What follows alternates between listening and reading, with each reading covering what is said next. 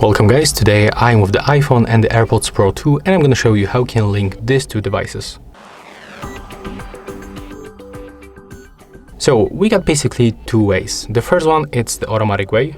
Normally when you open the case, after a few moments you will get here the notification that you can just connect your AirPods with the iPhone. But as you can see in my case, it is not popping up. So how to fix it? At the first, you have to simply rotate the case. Let me just show you how it looks from the back. And we have to use this button right here. Click and hold it, but keep that case open. Click and hold it and take a look on this indicator. When it starts blinking like that, we have to release this button, put that case close to our iPhone, but do not close it.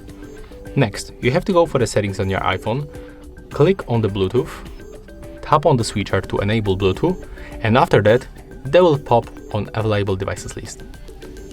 Click on them once, and as you can see, right now we are successfully connected.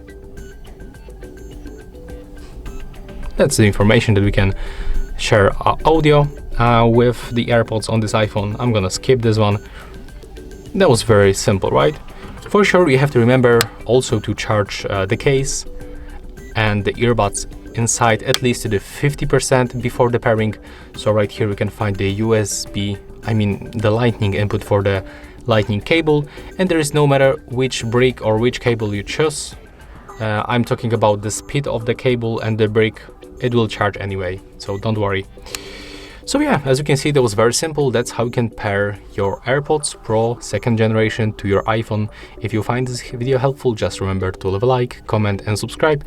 And if you are looking for other videos, you can find them on our YouTube channel. And of course, I'm talking about the AirPods Pro 2nd generation tutorials. See ya!